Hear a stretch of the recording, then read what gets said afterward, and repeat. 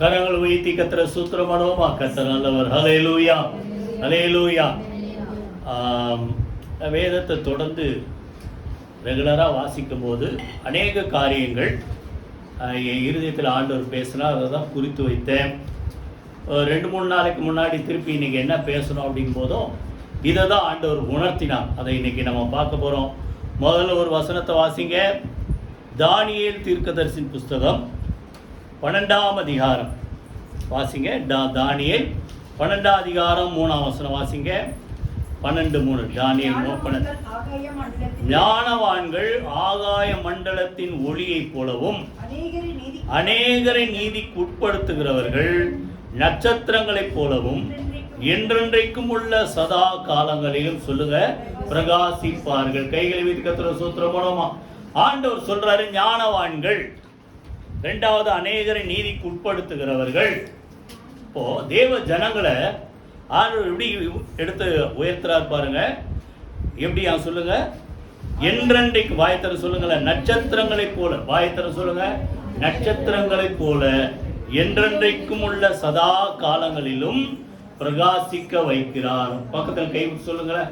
உங்களை சொல்லுங்க, நட்சத்திரங்களை போல என்றென்றைக்கும் உள்ள சதா காலங்களையும் கர்த்தர் என்ன செய்வார்? பிரகாசிக்க வைப்பார். என்றென்றும் உள்ள சதா காலம். நீதிமொழிகளை பார்த்தா நீதிமானுடைய பாதை எப்படி இருக்குமா? நடுப்பகல் வரைக்கும். அப்போ காலையில் 6 மணிக்கு ஒரு பிரைட்னஸ் லேசாக வரும், 7 மணிக்கு இன்னும், 8 மணிக்கு இன்னும், 9 மணிக்கு இன்னும், 10, 11 மணிக்கு இன்னும், நடுப்பகல் பாருங்க 12 மணிக்கு உச்சி வெயில் கரெக்டாக நமக்கு நேராக நிற்கும். அதை போல இருக்க இருக்க இருக்க இருக்க பிரகாசம் என்ன செய்ய சொல்லுங்க? கூடும். ஓ, தேவ ஜனங்களை பிரகாசிக்க வைக்கிற தேவன். சரியா? அடுத்தது பிலிப்பியர்ல பார்த்தீங்கன்னா, கோணலும் மாறுபாடும் உள்ள சந்ததியின் நடுவிலே 2 அதிகாரம் 14ஆம் வசனத்துல நீங்க என்ன செய்யுங்க? ஜீவ வசனத்தை பிடித்து கொண்டு சுடர்களை போல இந்த உலகத்தில் என்ன செய்யுங்க? பிரகாசியுங்க. இந்த உலகம் ஒரு மாதிரி தான் இருக்குது. பின்னால் அதெல்லாம் நம்ம பார்ப்போம். முக்கியமான ஒரு பாயிண்ட் அதில் இருக்கு. அதை போல வாழ ஆண்டவர் நம்மளை வைக்கல. அந்த உலகத்து, இப்படிப்பட்ட உலகத்தின் நடுவில் நோவா பற்றி பார்த்தீங்கன்னா ஒரு வார்த்தை இருக்கும். மனுஷனை உண்டாக்குனது ஆண்டவருக்கு விசனமாக இருந்துதான். ஆனால் அப்படிப்பட்ட காலங்களில், அப்படிப்பட்ட உலகத்தின் மத்தியிலே, காலங்கள் மத்தியிலே, மனிதர்கள் மத்தியிலே நோவா அப்படி இருந்தான், உத்தமனாக இருந்தான். கைகளை வைத்து கர்த்தரை ஸ்தோத்திரம் பண்ணுவோமா? அதனால தான் கர்த்தர் நோவாவை தெரிந்து கொண்டு அவன் மூலமாக இன்னொரு ரீஜெனரேஷன், புதிய ஒரு சந்ததி உருவாக்கி இன்னைக்கு அதெல்லாம் அதில் தான் நம்ம இருக்கிறோம். சரியா? அப்போது கோணலமானமான ஜனங்கள் மத்தியில் ஆண்டவர் நம்மளை எப்படி இருக்கிறாரா சொல்லுங்க? பிரகாசிக்கிற மக்களாக. சொல்லுங்க வாயை திறந்து. மத்திய 5ஆம் அதிகாரத்தில் பார்த்தீங்கன்னா, மலை மேல் இருக்கிற பட்டணம் 14 யாரோ ஒருத்தர் வாசிக்க பார்க்கலாம். 5ஆம் அதிகாரம் 14 மலை மேல் இருக்கிற பட்டணம் மறைந்திருக்க மாட்டாது. வாசிங்க.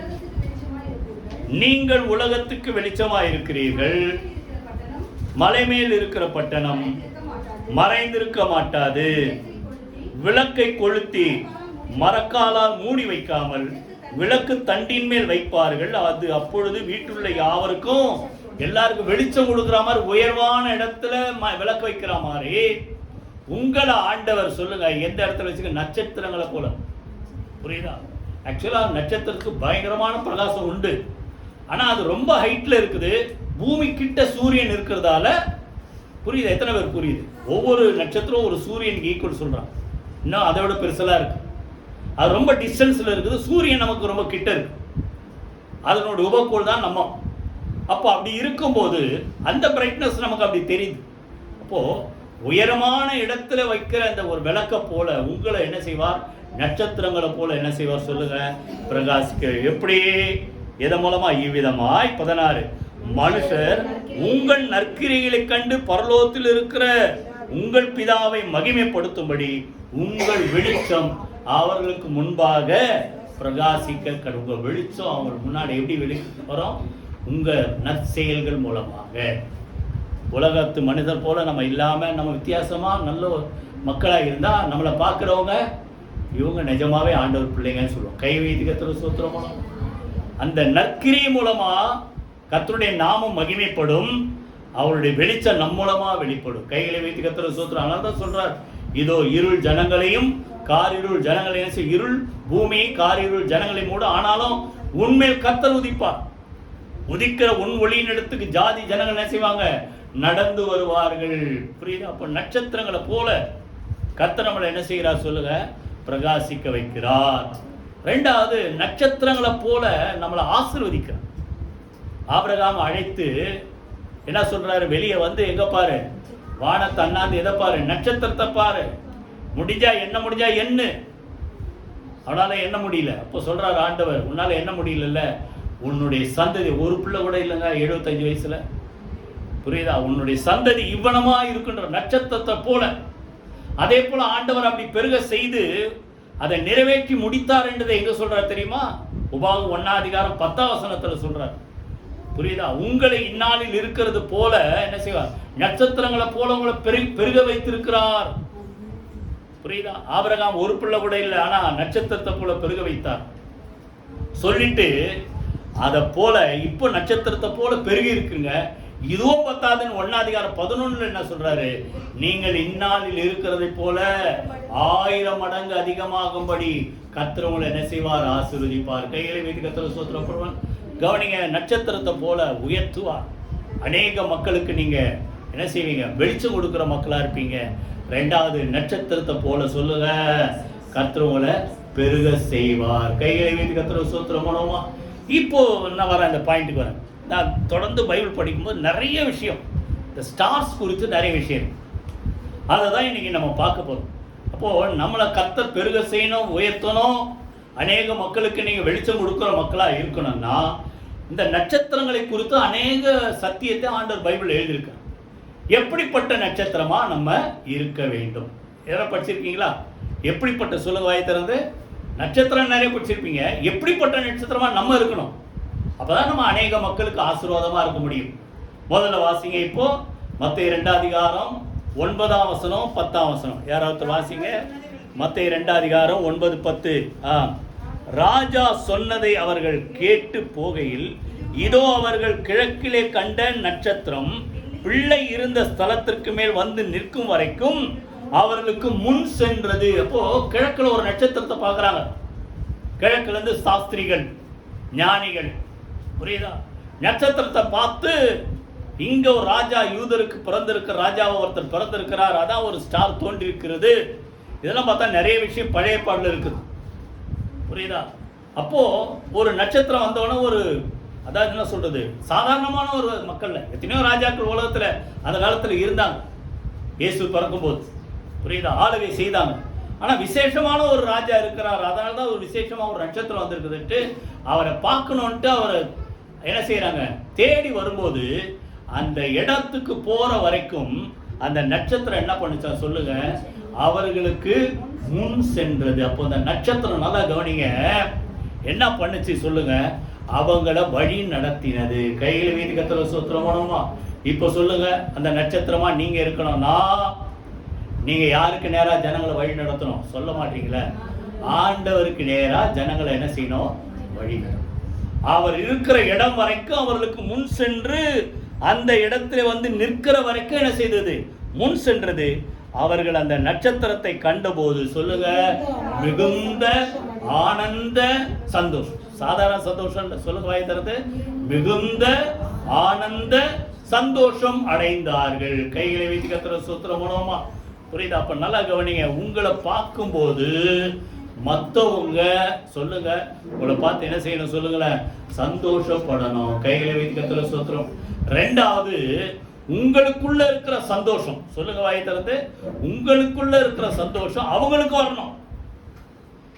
அப்ப நீங்க என்ன செய்யணும்? அவங்களுக்கு ஆண்டவரை பத்தி சொல்லணும். அவங்கள யார்கிட்ட கொண்டு வந்து சேர்க்கணும்? வாயத்தில் சொல்லுங்களேன், யார்கிட்ட வந்து கொண்டு வந்து சேர்க்கணும்? ஆண்டவர்கிட்ட வந்து சேர்க்கணும். புரியுதா? ஆண்டவர் என்ன சொல்றாரு, உங்களில் இருக்கிற நம்பிக்கை குறித்து விசாரித்து கேட்பவர்களுக்கு நீங்க எப்படி சொல்லுங்க, சாந்தமும் சொல்லுங்க, இணக்கமா என்ன செய்யுங்க, அவங்களுக்கு பதில் சொல்லுங்க. அப்படின்னா அர்த்தம், அவங்கள தேவையான, அவங்களுக்கு என்ன டவுட் இருக்குதோ.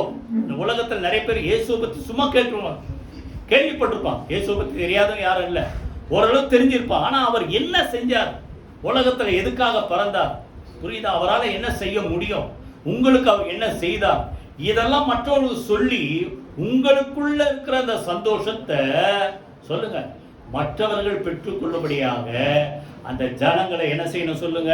அந்த நட்சத்திரம் அன்னைக்கு ஆண்டவருக்கு இருக்கிற இடத்துக்கு கொண்டு வந்து சேர்த்தா மாதிரி நீங்க வாய்த்தர சொல்லுங்களேன், ஜனங்களை யார்கிட்ட கொண்டு வந்து சேர்க்கணும் சொல்லுங்க, அவரிடத்தில் கொண்டு வந்து சேர்க்கணும். ஆதியாகமத்துல அருமையான யாக்கோபு ஒவ்வொரு பிள்ளைகளை ஆசீர்வதிக்கிறார். யூதா குறித்து ஆசீர்வதிக்கும் என்ன சொல்றா தெரியுமா, ஜனங்கள் அவரிடத்தில் சேர்வார்கள். இப்ப நம்ம நோக்கம் என்ன சொல்லுங்க, நம்மளை யார்கிட்ட கேட்கணும், ஜனங்களை சொல்லுங்க சொல்லுங்க. சர்ச்சைக்கு வாங்கன்னு சொல்றோம், ஆனா வரது நோக்கம் எது, அவங்க ஆண்டவரை தெரிந்து கொள்றதுக்கு வாங்கன்றோம். நம்ம முதலாவது நோக்கம், பிரதானமான நோக்கம் என்ன சொல்லுங்க, ஜனங்க யாரை பத்தி தெரிந்து கொள்ளணும், ஆண்டவராக இயேசுவை குறித்து தெரிந்து கொள்ளணும். ஜனங்க யார்கிட்ட வந்து சேர்க்கணும் சொல்லுங்க, அவரிடத்தில் சேர்க்க வேண்டும். இதைதான் சொல்றேன்.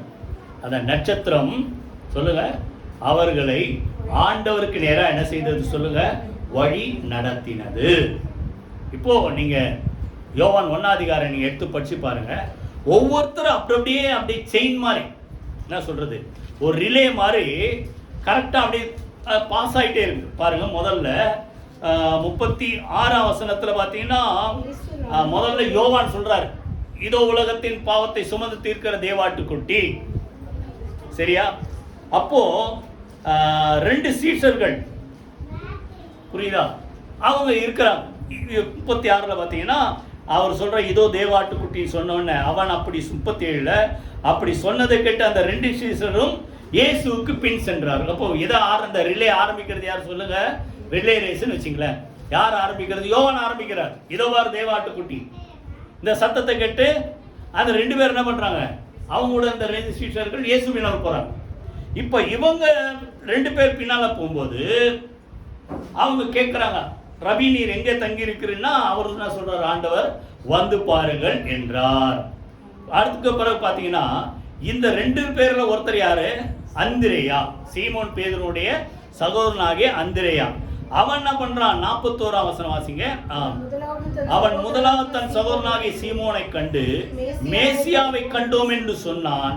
மேசியா என்பதற்கு கிறிஸ்து என்று அர்த்தமா. நல்லா கவனிங்க. பின்பு 42 அவனை இயேசுவிடத்தில் கூட்டி கொண்டு வந்தப்ப சொல்லுங்க, வாய் திறந்து சொல்ல மாட்டீங்களா, அவனை அப்படின்னு அர்த்தம், தன்னுடைய சகோதரனை அந்திரேயா என்ன பண்ணாரு, இயேசுவிடத்தில் கூட்டி கொண்டு வந்தான்.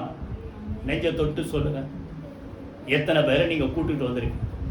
ஒரு காலத்துல நீங்க அப்படிலாம் இருந்தீங்க, ஆனா அப்படி நிறுத்திட்டீங்க. சொல்ற எத்தனை பேர் புரியுது, நிறுத்திட்டீங்களா, கண்டினியூ பண்றீங்களா, புரியுதா, எத்தனை பேர் புரியுது. ஆண்டவர் பத்தி சொல்றான். அடுத்தது இயேசுவிடத்தில் அந்த சகோதரன் என்ன செய்யறான், கூட்டி கொண்டு வந்தார். அப்ப நல்லா கவனிங்க, நட்சத்திரங்களை போல உங்களை ஆசீர்வதிக்கணும், பிரகாசிக்கணும், பெருக செய்யணும்னா இந்த நட்சத்திரம் போல நம்ம இருக்கணும். யாருக்கு நேரா நடத்தணும் சொல்லுங்க, ஆண்டவருக்கு நேரா நடத்தணும். புரியுதா? அவனை இயேசுவிடத்தில் கூட்டி கொண்டு, நல்லா கவனிங்க. அந்திரேயா பாத்தீங்கன்னா அதுக்கு பிறகு ஒரு 2 மணி நேரத்தில் அந்திரேயா பத்தி இருக்கும். சாப்பிட்ற ஒன்றும் இல்லை, 3 நாளா இருக்கிறாங்க, பசியோடு இருக்காங்கன்னு உடனே 5 அப்பம் 2 மீனை கண்டுபிடிச்சது யாரு, அந்திரேயா தான் சொல்றேன். இங்க ஒரு பையன் இருக்கிறான், அவன்கிட்ட 5 அப்பம் 2 மீன் இருக்குது, பயப்படாதீங்க. புரியுதா? அப்படின்னு ஆண்டவர்கிட்ட சொன்ன உடனே அதை ஆசீர்வதிக்கிறார். 5000 புருஷருக்கு மேல ஸ்திரீகள் பிள்ளைகள் எல்லாம் திருப்தியா சாப்பிட்டாங்க. இது ஒரு விஷயம் அந்திரேயா. அதற்கு பிறகு ரொம்ப இல்லை. ஆனா பேதுருவை குறித்து நிறைய விஷயம் இருக்கு. புதிய ஏற்பாடுல முதல் பிரசங்கம் யார் பண்ற, அப்போஸ்தலர் நடவடிக்கைகள் சொல்லுங்க. புதிய ஏற்பாடு முதல் பிரசங்கம் யோவான் ஸ்நானன். அந்த புதிய சபை உருவாக்கப்பட்ட பிறகு செய்த முதல் பிரசங்கம் பேதுரு. ஒரே பிரசங்கத்துல 3000 பேர் 4000 பேர் அப்படி ஆயிரக்கணக்கான மக்கள் ரட்சிக்கப்படுறாங்க. புரியுதா?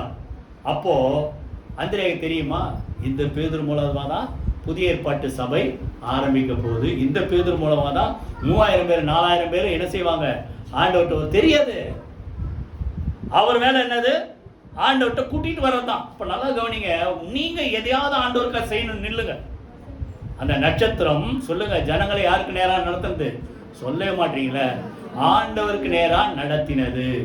அன்னைக்கு அந்திரேயா தெரியாது, இந்த பேதுரு மூலமா இவ்வளவு பெரிய எழுப்புதல், அவன் நிழல்பட்டவனா சுகமாய், எவ்வளவு ஆசீர்வாதம் பார்த்தீங்களா. அப்போ அவனை முதல்ல இன்ட்ரோடியூஸ் பண்ணது யாரு, இயேசுவுக்கு இன்ட்ரோடியூஸ் பண்ணது யாரு, அந்திரேயா. அப்போ உங்க மூலமா எத்தனையோ பேதுருக்கள் வர முடியும், எத்தனையோ பவுல் வர முடியும், எத்தனையோ யோவான்கள் வர முடியும். எத்தனை பேர் புரியுது சொல்லுங்க? நான் எதையாவது சொல்லுங்க, வாயை திறந்து எதையாவது செய்யணும். ஆண்டவர் இடத்துல ஜனங்களை என்ன செய்யணும் சொல்லுங்க? வழி நடத்த வேண்டும். புரியுதா? பைபிளில் படிச்சு எவ்வளோ விஷயம். ஒரு சின்ன பொண்ணா, சிறு பெண் தான் போடுது. அது என்ன வயசுலாம் போடல. நாகமான் வீட்டில் வேலைக்காரியா இருக்குது. சிறை கைதியா கொண்டு வரப்பட்ட சிறை கைதியா இருந்த ஒரு சின்ன பொண்ணு. எஜமானுக்கு ஒரு வியாதி. என்ன வியாதி? குஷ்டரோகம். வேற ஏதாவது வியாதி இருந்தால் கூட தைரியமா பேசி, ஏமா ஜுரமாவா? அங்கே ஒரு தீர்க்கதரிசி இருக்கு. குஷ்டரோகம்னா அதை பற்றி பேசுறதுக்கு பயப்படுவாங்க. ஆனால் இந்த பொண்ணு தைரியமா சொல்லுது, எங்க ஊர்ல சொல்லுங்க, எலிசான்னு ஒரு தீர்க்கதரிசி ஒருத்தர் இருக்கிறாரு, அவர்கிட்ட போனா எஜமானுடைய அந்த குஷ்டரோகம் என்ன ஆயிடும்? சுகமாயிடும். எவ்வளவு சின்ன பொண்ணுக்கு எவ்வளவு தைரியம் பாரு. இப்போ நல்லா கவனிங்க, பயப்படாதீங்க. ஆண்டவரை பத்தி தைரியமா சொல்லுங்க. உங்க பாருங்க, அந்த புள்ள சொன்னதை கேட்டு தானே வந்தான். அவர் 7 தடவை முழுகினார், அதெல்லாம் 2வது விஷயம். அது தேடி வர்றதுக்கு முதல் அந்த வழி ஏற்படுத்தது யாரு? ஒரு சின்ன பொண்ணு. அப்ப சின்ன பொண்ணுக்கு இவ்வளோ தைரியம் இருந்தா உங்களுக்கெல்லாம் எவ்வளவு தைரியம் சொல்லுங்க? ஆண்டவருக்கு நேரா வாயத்தர சொல்லுங்களேன். சொல்லுங்க, ஜனங்களை அவருக்கு நேரா வழி நடத்துகிற சொல்லுங்க நட்சத்திரமா இருக்கணும். ரெண்டாவது எப்படிப்பட்ட நட்சத்திரம்? வெளிப்படுத்தின விசேஷம் 2 அதிகாரம் 1 வசனம். யாராவது வாசிங்க. வெளிப்படுத்தின விசேஷம் 2 அதிகாரம் 1 வசனம். எபேசு சபையின் தூதனுக்கு நீ எழுத வேண்டியது என்னவெனில், 7 நட்சத்திரங்களை தம்முடைய வலது கரத்தில் ஏந்தி கொண்டு 7 பொன் குத்து விளக்கின் மத்தியிலே உலாவிக் கொண்டிருக்கிறவர் சொல்லுகிறதாவது. 7 பொன் குத்து விளக்குகள் எது? 7 சபைகள். அது காலங்களை குறித்த சபைகள், 7 சபை. இப்போ இன்னைக்கும் நம்ம பாட்டெல்லாம் பாடுறோம். ஆண்டவர் என்ன செய்யறார் சொல்லுங்க? உலாவிக் கொண்டிருக்க. வாயத்தர சொல்லுங்க, சபையிலே தேவன் என்ன செய்கிறார் சொல்லுங்க? தேவ சபையிலே தேவன் என்ன செய்கிறார்? உலாவிக் கொண்டிருக்கிறார். அப்ப உலாவிக் கொண்டிருக்கிற ஆண்டவர் நட்சத்திரம். அந்த நட்சத்திரம் நீங்கன்னு வச்சுங்க. அந்த நட்சத்திரங்களை என்ன பண்ணிருக்கிறா சொல்லுங்க? வாயத்திறந்து என்ன பட்சம்? அந்த நட்சத்திரங்களை சொல்லுங்க தம்முடைய வலது கரத்தினால் என்ன செய்கிறார்? ஏந்தி கொண்டு இருக்கிறார். எத்தனை பேர் புரியுது? அப்ப அந்த நட்சத்திரங்களை ஆண்டவர் என்ன செய்கிறார் சொல்லுங்க? அவருடைய சொல்லுங்களேன் வலது கரத்திலே என்ன செய்கிறார் சொல்லுங்க? ஏந்தி கொண்டு இருக்கிறார். அப்ப உங்களுக்கு நீங்க யார் கையில இருக்கிறீங்க? நீங்க சொல்ல மாட்டீங்களே. யார் கையில இருக்கிறீங்க? ஆண்டவர் கையில.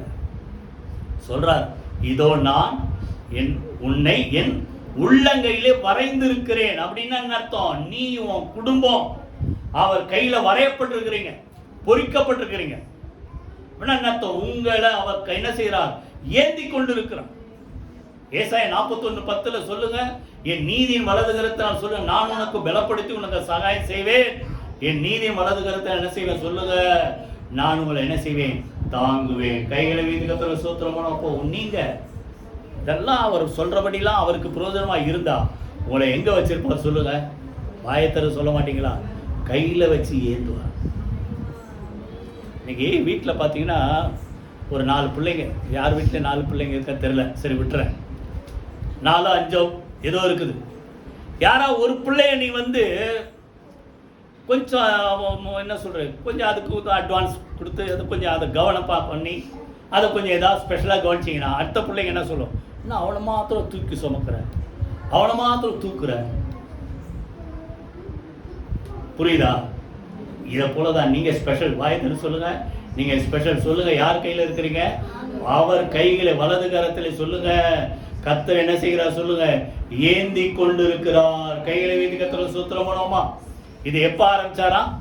தாயின் கருவில். 46 அதிகாரம். ஏசாயா வாசிங்க. 3 4 2 வசனம் வாசிங்க. ஏசாயா 46 அதிகாரம் 3 வசனம் 4 வசனம். யாக்கோபின் சந்ததியே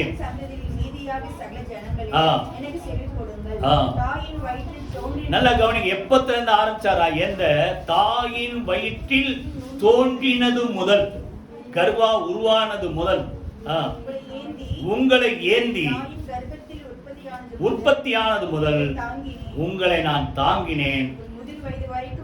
முதிர் வயது வரைக்கும் அப்படி இது வரைக்கும் நான் ஏந்தினேன், தாங்கினேன், சுமந்தேன், தப்புவித்தேன், இனிமேலும் நானே என்ன செய்வேன்? ஏந்துவேன், தாங்குவேன், சுமப்பேன், தப்புவிப்பேன். கைகளை வைத்து கர்த்தரை ஸ்தோத்திரம் பண்ணுவோமா?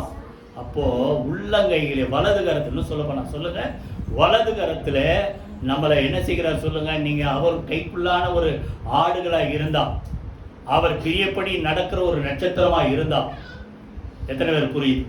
உங்களை எங்க வச்சிருப்பார் சொல்லுங்க? உள்ளங்கையில சொல்லுங்க, ஏந்தி கொள்கிற ஆண்டவர். கைகளை வைத்து கர்த்தரை ஸ்தோத்திரம் பண்ணுவோமா? வலது கரத்திலே சொல்லுங்க, ஏந்தி கொண்டிருக்கிறார். முதல்ல என்ன பார்த்தோம்?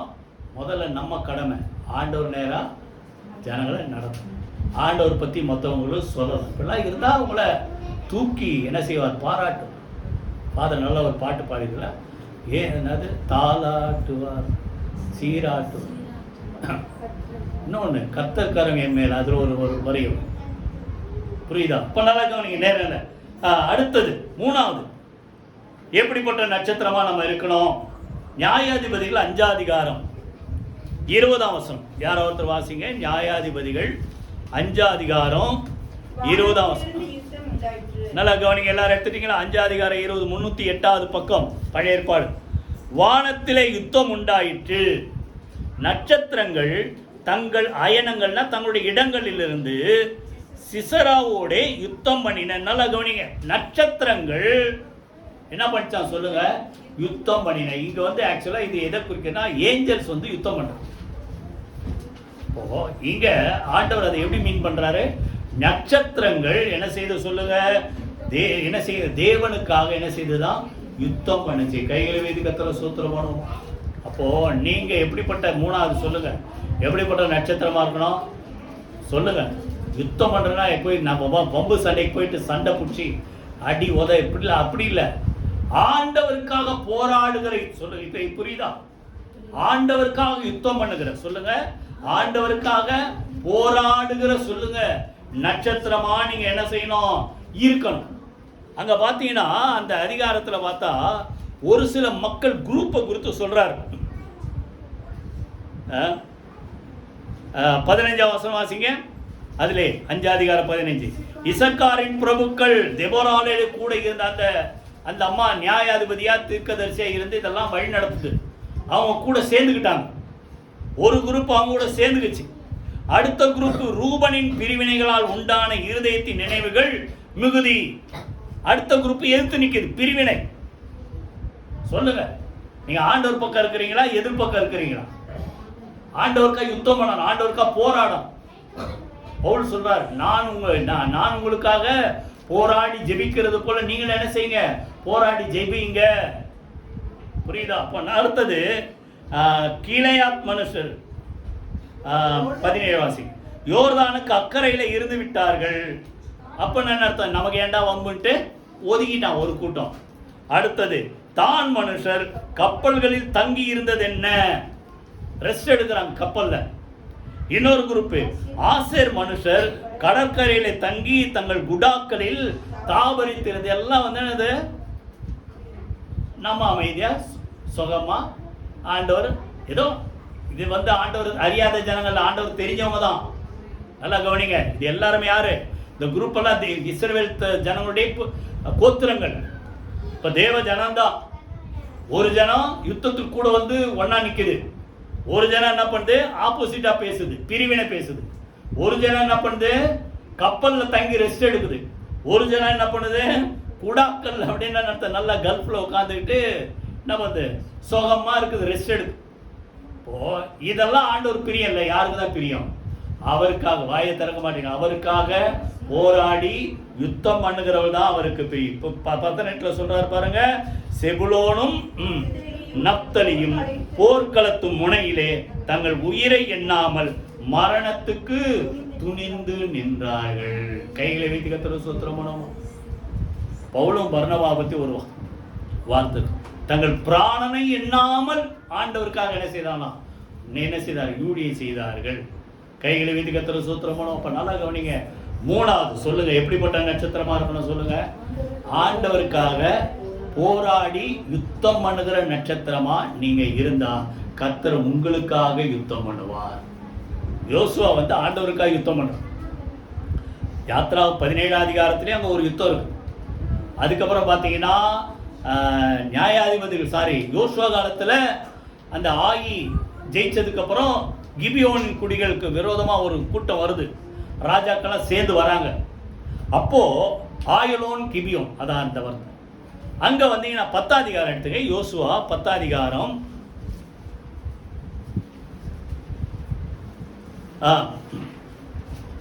நல்லா கவனி. 11ஆம் வசனத்தில் பார்த்தீங்கன்னா அவர்கள் பெத்ரோனிலிருந்து இறங்குகிற வழியில் இஸ்ரவேலுக்கு முன்பாக ஓடி போகையில் அசேக்கா மட்டும் ஓடுகிற அவர்கள் மேல் கர்த்தர் வானத்திலிருந்து பெரிய கற்களை விழப்பண்ணினார். அவர்கள் செத்து. இது எப்படிங்க விழும்? வானத்துல என்ன கல்லை சேர்த்து வச்சிருக்காரா? எதையோ யூஸ் பண்றாரு. இப்போ எதை யுத்தம் பண்ணு பாருங்க. எத்தனை பேர் புரியுது? நம்ம யுத்தம் பண்ணலனா வேற ஏதாவது வந்து நிற்கும்.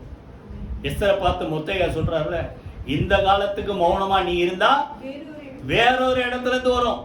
அப்ப நல்லா கவனி, நீங்க செய்ய வேண்டிய பங்கை ஒழுங்கா செய்யலன்னா வேற ஏதாவது வகையில ஆண்டவர் செய்து முடிப்பார். எதை சொல்றாரு? கல்ம அங்க பாக்குறாரு, பட்டயத்தால் கொன்றவர்களை பார்க்கிலும் கல்மழையினால் செத்தவர்கள் அநேகர். அதுக்கு பிறகு ஆண்டவர்கிட்ட பேசி ஒரு அந்த ஜெபம் பண்ணி ஒரு உறுதி வந்தவொடனே யோசுவா சொல்றாரு, இந்த யுத்தம் முடிகிற வரைக்கும் சூரியனே 12ஆம் வசனத்துல நீ கிபியோன் மேலும் சந்திரனே நீ ஆயுளோன் பள்ளத்தாக்கின் மேலும் என்ன செய், தரித்து நில்லுங்க. அதே போல சூரியனும் சந்திரனும் அதே நீ இடத்துல நிக்குது. இதெல்லாம் பாத்தீங்களா? இப்ப நட்சத்திரம் யுத்தம் பண்ணுது, சூரியன் சந்திரன் ஆண்டவர் வார்த்தைக்கு அந்த யுத்தத்துக்கு என்ன செய்யுது? உதவி செய்யுது. கைகளை வைத்து கர்த்தரை ஸ்தோத்திரம் பண்ணுவோமா? நல்லா கவனிங்க. இதெல்லாம் பாத்தீங்கன்னா ஆண்டவருக்காக போராடுவதற்கு ஆட்களை ஆண்டவர் தேடுகிறார். எல்லாம் ஒதுங்கிட்டாங்க. ஒரு தாவீது சொல்றான், நான் உன்னை ஜெயிப்பேன், உன்னையும் அழிப்பேன், உன் பின்னால இருக்கிற பெலிஸ்தர் கூட்டம் முழுசையும் அழிப்பேன். அப்போ ஒரு உண்மை வெளிப்படும். என்ன உண்மை? இஸ்ரவேலிலே ஒரு தேவன் இருக்கிறார் என்று பூலோகத்தில் உள்ள ஜாதி ஜனங்கள் அனைவரும் என்ன செய்வார்கள்? அறிந்து கொள்வார்கள். எதுக்கு நம்ம போராடணும்? இப்படிப்பட்ட ஒரு தேவன் இருக்கிறார் என்பதை என்ன செய்யணும் சொல்லுங்க? மற்ற மக்களுக்கு நம்ம வெளிப்படுத்தும்படியாக. கைகளை வீதி கர்த்தரை ஸ்தோத்திரம் பண்ணுவோமா? புரியுதா? அப்ப நல்லா கவனிங்க. ஆண்டவருக்காக சொல்லுங்க போராடி யுத்தம் பண்ணுகிற மக்களை தேவன் என்ன செய்கிறார்? எதிர்பார்க்கிறார். இப்போ முடிக்கிற முன்னாடி ஒரு வசனத்தை வாசி முடிச்சிருவோம். எபேசியர் 6 அதிகாரம் எடுத்துங்க. எபேசியர் 6 அதிகாரம் 11 இருந்து யாராவது வாசிங்க. எபேசியர் 6. நீங்கள் பிசாசின் தந்திரங்களோடு எதிர்த்து நிற்க தானே உள்ளவர்கள் ஆகும்படி தேவனுடைய சர்வாயுத வர்க்கத்தையும் நல்லா கவனிங்க. தேவனுடைய சர்வாயுத வர்க்கத்தை எடுத்துக்கொள்ளுங்கள். ஏனெனில் நல்லா கவனிங்க, நமக்கு போராட்டம் யாரோட? மாம்சத்தோடும் இரத்தத்தோடும் அல்ல, துரைத்தனங்களோடும் அதிகாரங்களோடும் இந்த பிரபஞ்சத்தின் அந்தகார லோகாதிபதிகளோடும் வான மண்டலத்தில் உள்ள பொல்லாத ஆவிகளின் சேனைகளோடும் நமக்கு போராட்டம் உண்டு. அன்னைக்கு யோசுவா அமலேக்க ஜெயிச்சோன்னு பின்னால சொல்றாரு. புரியுதா? அமலேக்கு விரோதமா கர்த்தருடைய யுத்தம் என்ன செய்யுமா? தொடர்ந்து கொண்டே இருக்கும். அப்போ அதே போல தேவனுடைய ஜனங்களுக்கு விரோதமா போராடுகிற சத்துருக்கள், அவர்களோடு கூட நம்ம என்ன செய்யணும்? யுத்தம் செய்து கொண்டே இருக்கணும். அதற்கு உதவியாதான் சர்வாயுத வர்க்கம், 7 சர்வாயுத வர்க்கத்தை ஆண்டவர் நமக்கு கொடுத்திருக்கிறார். கையில வைத்து கர்த்தரை ஸ்தோத்திரம் பண்ணுவோமா? புரியுதா? அவைகள் தீங்கு நாளில் அவைகள் எதிர்த்து நிற்க நீங்க என்ன செய்யுங்க? இந்த 7 சர்வாயுத வர்க்கத்தை என்ன செய்யுங்க? எடுத்துக்கொள்ளுங்கள். இந்த போராட்டத்தில் என்ன செய்யக்கூடாது சொல்லுங்க? சோர்ந்து போகக்கூடாது. தேவனுக்காக யுத்தம் பண்ணுகிற சொல்லுங்க வாய் திறந்து போராடுகிற நட்சத்திரமா நம்ம இருக்கணும். எத்தனை பார்த்தோம்? 3 சொல்லுங்க. ஆண்டவர் நேரம் வழி நடத்தணும், ஆண்டவர் பற்றி சொல்லணும். 2வது சொல்லுங்க, அவர் நம்மளை கையில வலது கையில ஏந்தி கொண்டிருக்கிறார். 3வது அவருக்காக யுத்தம் பண்ணி போராடுகிற நட்சத்திரமா இருக்கணும். 2 ரொம்ப சுருக்கமா பார்த்து முடிச்சிருவோம். யோபு 38 அதிகாரம், யோபு 38 அதிகாரம் 7ஆம் வசனம் யாராவது வாசிங்க. யோபு 38 அதிகாரம். விடியற்காலத்து நட்சத்திரங்கள் நல்லா கவனி. விடியற்கால நட்சத்திரங்கள் என்ன செய்தான்? ஏகமா பாடிச்சான். அதே ஏஞ்சல்ஸ் கொடுத்தா சொல்றாரு. இருந்தாலும் அந்த நட்சத்திரம்ன்ற வார்த்தை கேட்டு பாருங்க. அந்த நட்சத்திரம் என்ன பண்ணுச்சு சொல்லுங்க? வாயை திறக்க மாட்டேங்கிற. எப்படி பாடிச்சா? ஏகமாய் பாடி. பாட்டு பாடும்போது எத்தனை பேர் ஏகமா பாடி சேர்ந்து பாடினீங்களா, இல்ல பாடுறது அப்படி வேடிக்கை பார்த்தீங்க பாடினீங்களா? பரவாயில்ல. அப்ப நல்லா கவனிங்க. கர்த்தரை துதிக்கிற நட்சத்திரம். சொல்லுங்க, வாயத்திறது.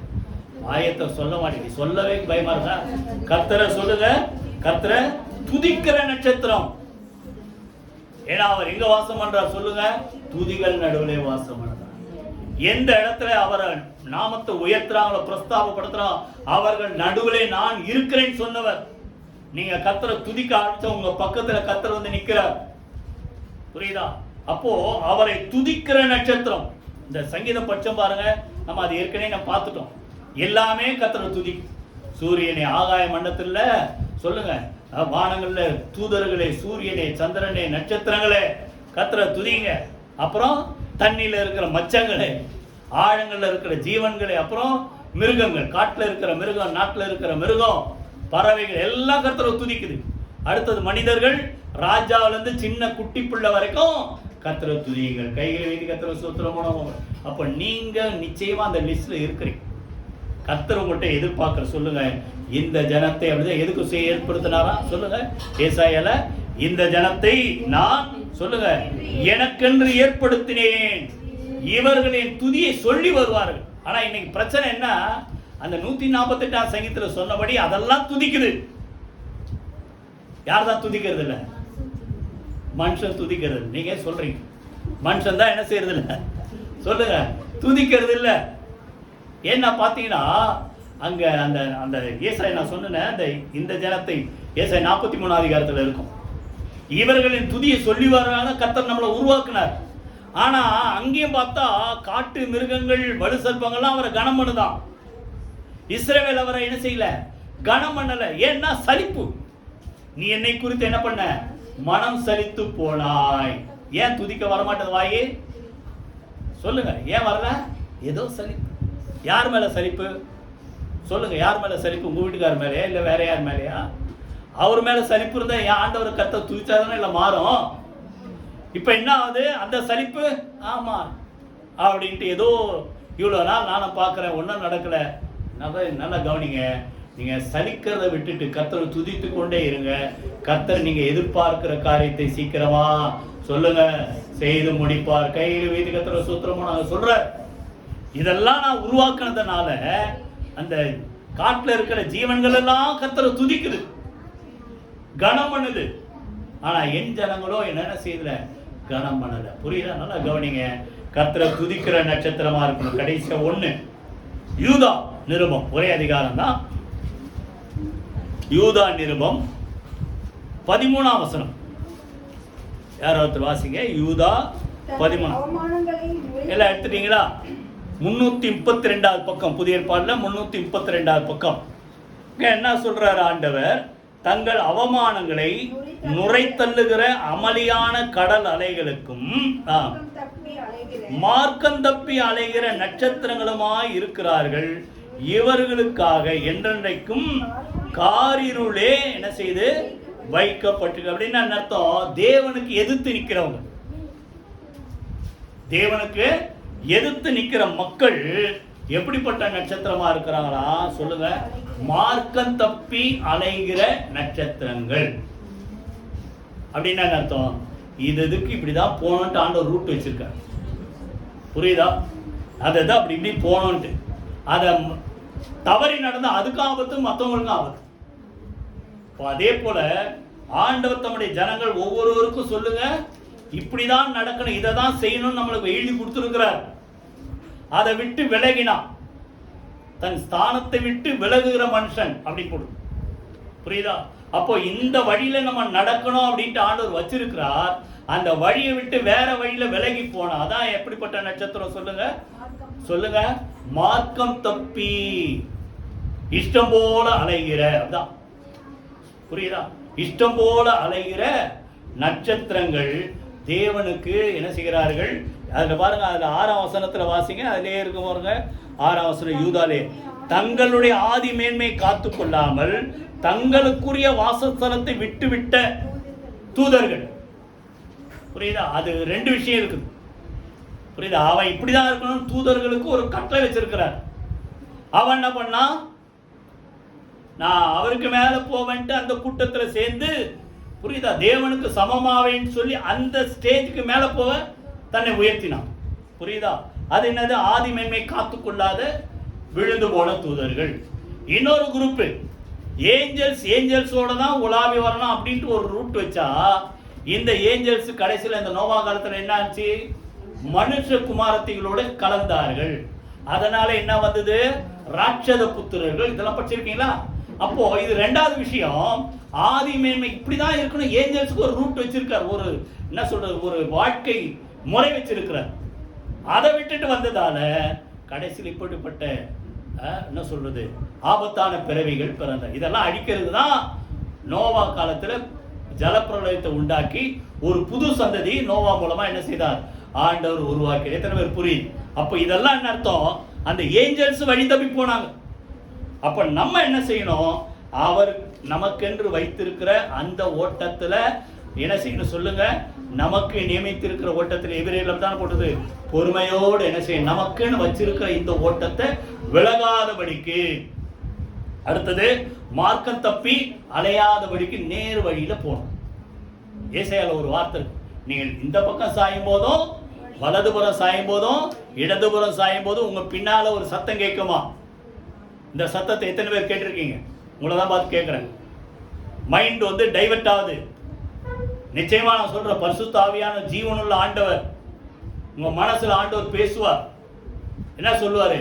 வழி இதுவே, இது இல்லப்பா, இது இல்ல, இது இல்ல, நான் சொன்ன வழியில நட என்று உங்கள் பின்னாலே சொல்லும் சத்தத்தை நீங்கள் என்ன செய்வீர்கள் சொல்லுங்க? கேட்பீர்கள். ஆண்டவர் நிச்சயமா சொல்லுவார். வழி தப்பி போவாத, மார்க்கம் தப்பி சொல்லுங்க அலையாத. சங்கீதம் படிச்சமே, அதை எடுத்துங்க, ஒரு 2 வசனம், 148 படிச்சமே, அது 2 வசனம் வாசிப்போம். அதுக்கு ஒரு ஜெபமணி முடிச்சிருவோம். 148 சங்கீதம் எடுத்துங்க, 6ஆம் வசனம் வாசிக்கும். அவர் அவர்களை என்றென்றைக்கும் உள்ள சதா காலங்களிலும் நிலைக்கும்படி செய்தார். நல்லா கவனிங்க, மாறாத பிரமாணத்தை அவைகளுக்கு என்ன செய்தார்? நியமித்தார். அப்படின்னா இப்படிதான் போகணும், ஆண்டவர் ரூட் வச்சிருக்கிறாரு, டைரக்ஷன் வச்சிருக்கிறாரு. புரியுதா? அதை விட்டு அவைகள் விலகி போகல. ஆனா மனுஷன் தான் என்ன பண்றான்? தன் ஸ்தானத்தை விட்டு, நிக்க வேண்டிய இடத்தை விட்டு, போக வேண்டிய இடத்தை விட்டு, புரியுதா, நடக்க வேண்டிய வழியை விட்டு, புரியுதா, அவர்கள் என்ன செய்கிறார் சொல்லுங்க? மார்க்கம் தப்பி அலைகிற நட்சத்திரங்களாய் இருக்கிறார்கள். அதிலேயே 8ஆம் வசனம், அக்கினியே, கல்மழையே, உறைந்த மழையே, மூடு பனியே. நல்லா கவனிங்க, எத்தனை பேர் வாசிங்க? அவர் சொல்லுங்க, சேர்ந்து வாசிங்க. அவர் சொற்படி செய்யும் பெருங்காற்று. பெருங்காற்று எப்படி கேக்குது? அவர் சொன்னதை கேக்குது. நீங்க கேட்கிறீங்களா? அவர் சொன்னபடி கைதான். கர்த்தர் என்ன செய்தாரா? கீழ்காற்றை அனுப்பினார், காற்றை வீச செய்தார், கடல் உறைந்து போயிடுச்சு. இன்னும் சொல்ல போனா அவர் ஊதினார்னு போட்டு, அவர் என்ன செய்து கடல் உறைந்து போயிடுச்சு. அடுத்தது நீங்க பாத்தீங்கன்னா வெட்டு கிளிகள், இதெல்லாம் காடைகள், இதெல்லாம் பாத்தீங்கன்னா கீழ்காற்றை அனுப்பினார். அந்த காத்து என்ன பண்றது? வெட்டுக்கிளியை கொண்டு வந்தது. அடுத்தது என்ன பண்ணுச்சு? காடைகளை கொண்டு வர. நல்லா கவனிங்க. அப்போ காற்று அவருக்கு என்ன செய்யுது சொல்லுங்க? வாய் தருது, கீழ்ப்படி. மார்க் 4ஆம் அதிகாரம், அங்க பாத்தீங்கன்னா கடல் கொந்தளிக்குது. ஆண்டவர் என்ன சொல்றாரு? இறையாதே, சொல்லுங்க, அமைதியா இருக்கணும்னு அப்படியே அடங்கிடுச்சு. புரியுதா? சொன்ன வார்த்தைக்கு சொல்லுங்க கீழ்ப்படியுது. பிரமாணத்தை விட்டு மாறல. சொல்லுங்க, எப்படிப்பட்ட நட்சத்திரமா இருக்கும்? அவர் சொற்படி நடக்கிற நட்சத்திரமா இருக்கணுமே தவிர எப்படிப்பட்ட நட்சத்திரமா இருக்கக்கூடாது? மார்க்கம் தப்பி, அது ஒரு எச்சரிக்கை, மார்க்கம் தப்பி நடக்கிற சொல்லுங்க நட்சத்திரமா இருக்கக்கூடாது. எல்லாரும் எழுந்து கர்த்தரை ஸ்தோத்திரமணி ஜெபமனோமா. ஹல்லேலூயா, ஹல்லேலூயா. ஞானவான்கள் ஆகாய மண்டலத்தில் சுடர்களை போல, அநேகரை நீதிக்கு உட்படுத்துகிறவர்கள் நட்சத்திரங்களை போல என்றுமுள்ள சதா காலங்களிலும் பிரகாசிப்பார்கள். கரங்களை உயர்த்தி கர்த்தரை ஸ்தோத்திரமனோமா. ஆண்டவர் நம்மளை நட்சத்திரங்களை போல, ஹல்லேலூயா, நம்முடைய வெளிச்சம் அநேக மக்களுக்கு ஆண்டவர் வெளிப்படுத்துகிற வெளிச்சமா இருப்பதாக. முதல்ல பார்த்தோம், ஆண்டவர்கிட்ட வழி நடத்தின அருமையான ஒரு நட்சத்திரம். அதை பார்த்து அவர்கள் சந்தோஷப்பட்டார்கள். நம்ம வாழ்க்கை நோக்கம் ஜனங்களை ஆண்டவர்கிட்ட கொண்டு வந்து சேர்க்கணும். ரெண்டாவது சொல்லுங்க, இதுக்கெல்லாம் நீங்க கீழ்ப்படிந்து அவங்களை ஆண்டவர் தன்னுடைய வலது கரத்திலே ஏந்தி கொண்டிருக்கிறார். மூணாவது, ஆண்டவருக்காக போராடி யுத்தம் பண்ணுகிற ஒரு நட்சத்திரமா இருக்கணும். நாலாவது சொல்லுங்க, பாடி துதிக்கிற நட்சத்திரமா இருக்கணும். அஞ்சாவது, இப்படிப்பட்ட நட்சத்திரமா இராதபடி எச்சரிக்கையா இருக்கணும். மார்க்க தப்பி வழி தப்பி நடக்கிறவங்களா இருக்கக்கூடாது. ஆண்டவர் சொன்ன வழியில நம்ம நடந்தா சொல்லுங்க, இதுதான் வழி அப்படின்ட்டு ஆண்டவர் சொல்ற, நானே வழியும் சத்தியமும் ஜீவனமா இருக்கிறேன்னு சொன்ன அவருடைய வழியில நடந்தா நித்திய ஜீவன் நமக்கு உண்டு. கரங்கள் வைத்து கர்த்தரை ஸ்தோத்திரம் பண்ணுவோம். ஆண்டவரே, உம்முடைய வார்த்தைக்காக நாங்கள் நன்றி செலுத்துறோம். நட்சத்திரங்களை போல எங்களை பிரகாசிக்க வைக்கிற கர்த்தர், நட்சத்திரங்களை போல ஆண்டவரே எங்களை பெருக செய்கிற கர்த்தர், உம்முடைய எதிர்பார்ப்பின்படி நடக்கிற நட்சத்திரங்களா நாங்கள் இருக்க ஆண்டவரே, எங்கள் வாழ்க்கை ஆண்டவரே அநேக மக்களுக்கு உம்மை பற்றி சொல்லி ஆண்டவரே உம்மிடத்திலே மக்களை கொண்டு வந்து சேர்க்கிற ஒரு நோக்கம் எங்கள் வாழ்க்கையில இருப்பதாக எங்களை நம்முடைய வலது கரத்திலே ஏந்தி கொண்டிருப்பதற்காக உமக்கு நாங்கள் நன்றி செலுத்துறப்பா. உமக்காக போராடி யுத்தம் பண்ணுகிற மக்களாய் நாங்கள் நிற்க கர்த்தர் எங்களுக்கு அனுக்கிரகம் செய்வீராக. எந்த வேளையில கர்த்தரை நான் இக்காலத்தில் சோத்திருப்பேன், அவர் துதி எப்போதுமே என் வாயில் இருக்கு சொன்ன வார்த்தைப்படி எப்போதுமே துதிக்கிற மக்களாய் இருக்க கர்த்தரை அனுக்கிரகம் செய்வீராக. ஒருபோது நாங்கள் வழி தப்பி போகாதபடிக்கு ஆண்டவரே கர்த்தாவே உம்முடைய பிரமாணத்தின்படி உம்முடைய வார்த்தையின்படி நடக்கிற மக்களாக கர்த்தர் எங்களை வழி நடத்துவீராக. வந்த ஒவ்வொருவரையும் கர்த்தரபடியாக ஆசீர்வதித்து பெருக செய்து பிரகாசிக்க செய்வீராக.